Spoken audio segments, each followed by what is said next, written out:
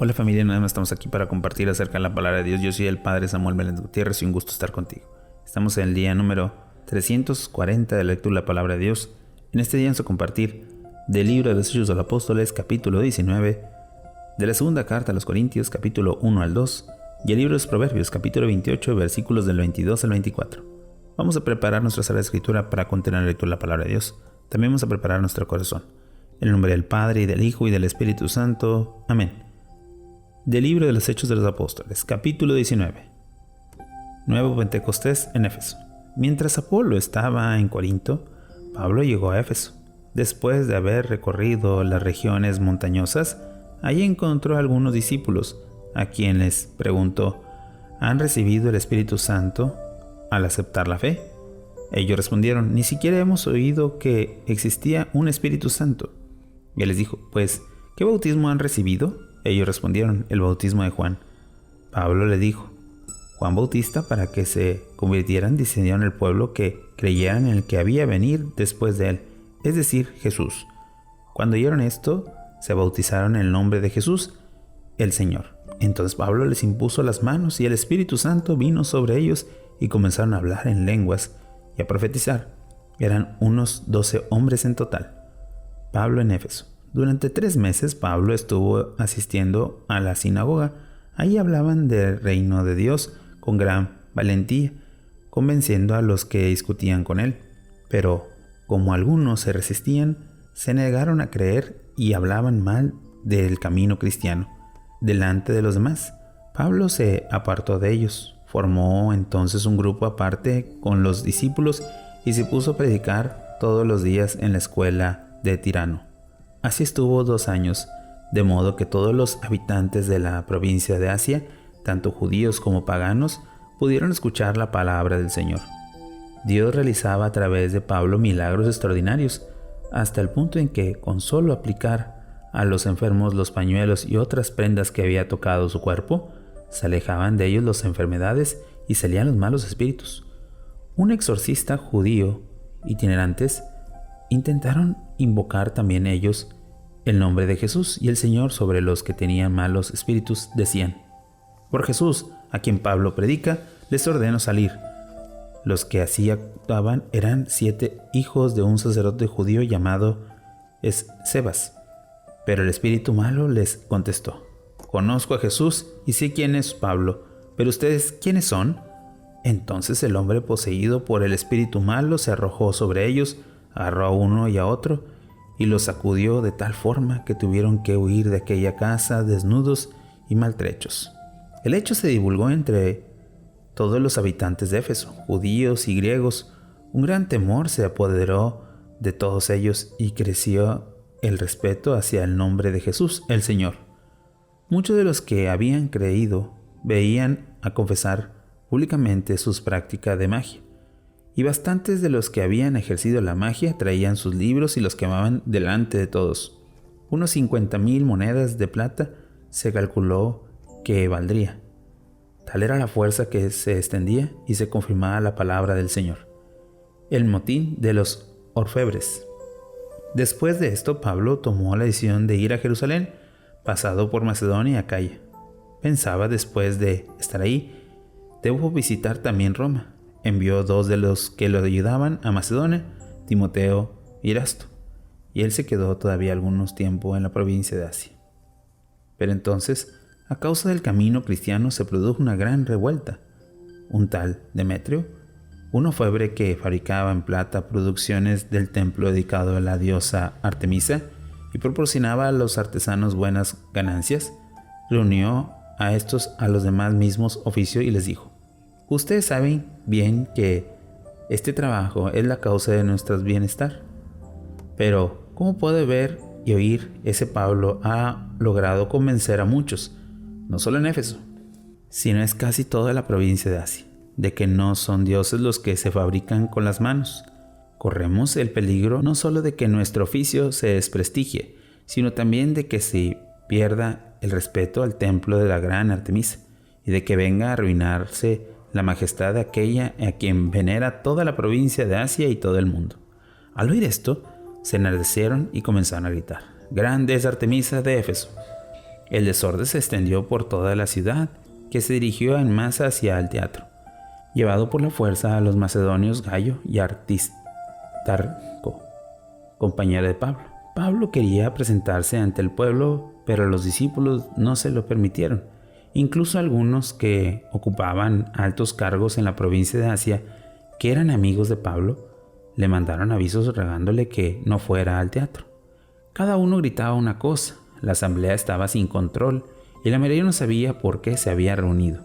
Empujaron por los judíos, salió de entre la multitud un tal Alejandro, el cual hizo señas con la mano dando a entender que quería hablar al pueblo, pero en cuanto supieron que era judío, se pusieron todos a gritar durante casi 2 horas: «¡Grande es Artemisa de Éfeso!». Por fin, el secretario de la ciudad logró calmar a la multitud y dijo: «Efesios, todo el mundo sabe que la ciudad de Éfeso es la encargada de proteger el templo de la excelsa Artemisa y de su estatua venida del cielo. Como esto es innegable, conviene que se calmen y no actúen con precipitación. Han traído a este hombre, pero no son sacrílegos ni blasfemos contra nuestras diosas. Y si Demetrio y los artesanos de su oficio tienen algo contra alguno, para eso se celebran asambleas públicas y hay vicecónsules que recurran a ellos y defiendan uno y otro sus derechos. Si tiene algo más que reclamar, háganlo en el tribunal, porque corremos el peligro de ser acusados de rebelión, ya que no podemos alegar ningún motivo que justifique esta rebelión». Al dicho esto, disolvió la asamblea. Palabra de Dios. Te alabamos, Señor. Hemos escuchado este capítulo 19 de los Hechos de los Apóstoles, donde pues ahora ya se hace un conflicto mayor por ser de la fe cristiana, pero también los intereses de algunas personas que pues por su oficio, por sus costumbres o por su trabajo, pues piensan que pueden perderlo. Y más que pensarlo, tienen ese miedo. Pero es importante que nosotros tengamos la firmeza de que nuestra fe no se basa con objetos, sino se basa por la fe de Cristo. Y por ello que Dios siempre dispondrá el Espíritu Santo a todos nosotros que creamos. Meditemos un poco la palabra de Dios.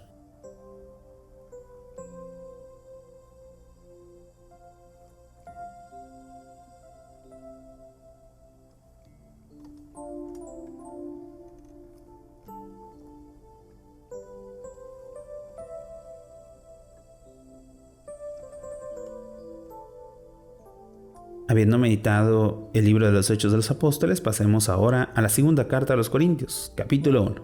Saludo y acción de gracias. Pablo, apóstol de Jesucristo, por voluntad de Dios, y hermano Timoteo, a la iglesia de Dios que está en Corinto, y a todos los creyentes de la provincia entera de Acaya, gracia y paz a ustedes por parte de Dios nuestro Padre y de Jesucristo el Señor. Bendito sea Dios, Padre de nuestro Señor Jesucristo, Padre misericordioso y Dios de todo lo consuelo.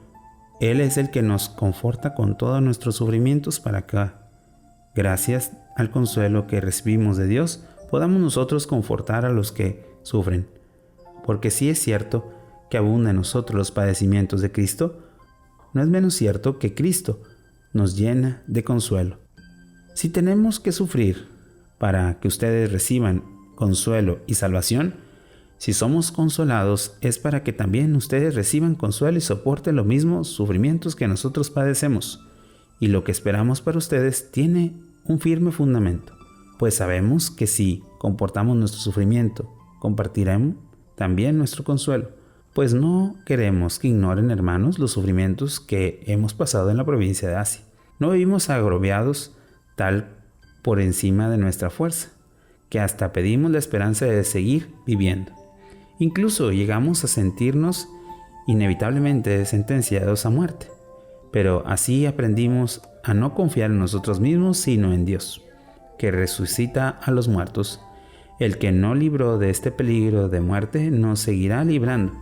Nos librará realmente aquel a quien hemos puesto la esperanza. Ustedes, por su parte, nos ayudará con su oración para que la gracia de Dios obtenida por intercesión de muchos sirva para que muchos den gracias a Dios por nuestra causa. Pablo cambió sus planes de viaje, porque si de Algo estamos orgullosos de que nuestra conciencia nos asegura que no hemos comportado de tal lugar, y especialmente entre ustedes, con la sencillez y sinceridad que Dios nos ha dado. Es decir, que nuestros comportamientos han sido fruto de la gracia de Dios y nos da la sabiduría humana. En la carta que les hemos escrito no hay, pues, segunda intenciones, y espero que comprendan totalmente lo que ya han comprendido en la parte, a saber, que el día en que se manifestó nuestro Señor Jesucristo seremos para ustedes motivo de orgullo, y ustedes lo serán para nosotros. Convencido de esto, tenía en proyecto visitarlos en primer lugar para hacerles así el regalo de un doble encuentro.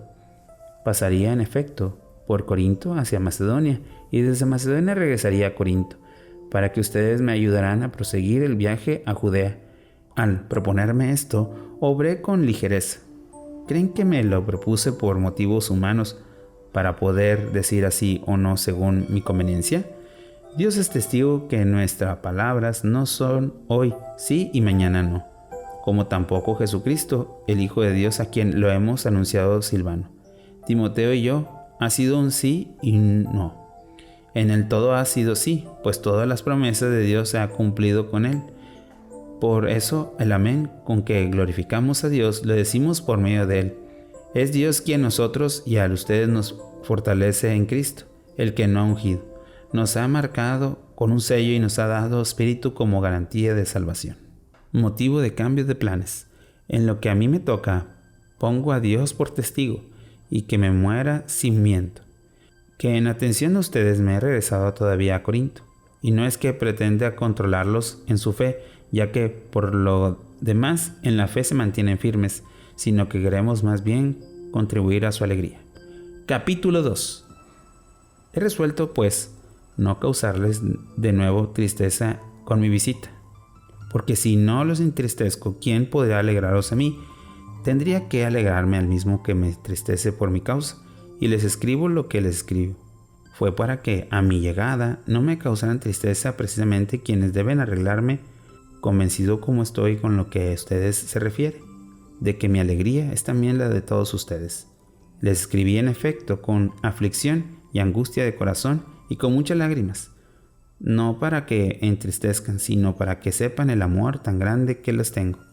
Perdón por el ofensor, y si alguno me ha entristecido, no ha sido solo a mí, sino en cierto modo, aunque sin exagerar, también a ustedes. Ya es bastante para que ese hombre el castigo que le ha impuesto la mayoría.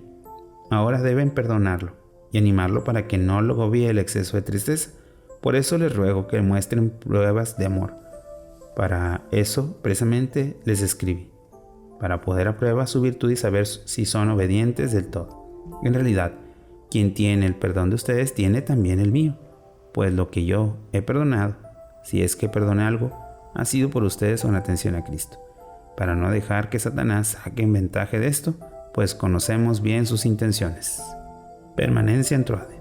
Fui pues a Troade a anunciar el Evangelio de Cristo, y aunque me ofreció una buena ocasión de trabajar por el Señor, no me quedé tranquilo al no encontrar ahí a Tito, mi hermano. Así que me despedí de ellos y partí para Macedonia. Acción de gracias. Gracias sea dada a Dios, que siempre nos hace triunfar en Cristo, y valiéndose de nosotros esparce en todo lugar la fragancia de su conocimiento. Porque nosotros somos para Dios el buen olor de Cristo, tanto entre los que se salvan como entre los que se pierden. Para esto el olor de muerte que lleva a la muerte, para aquellos que olor de vida que lleva a la vida. ¿Y a quién es apto para asemejarse tarea? Porque nosotros no somos como todos otros que negocian como la palabra de Dios, sino que en la presencia de Dios, unidos a Cristo, proclamamos sinceramente que Dios nos inspira. Palabra de Dios, te alabamos, Señor. Hemos escuchado este primer capítulo 1 y 2, la introducción a la carta a los Corintios, cómo es que Pablo pues tiene otro tono a comparación de la primera carta. Es importante que nosotros descubramos la esencia de esta carta, cómo es que lo que quiere decir Pablo, ya no una forma muy sencilla, sino más contundente en sus palabras y hacia quién se dirige. Meditemos un poco la palabra de Dios acerca de esto.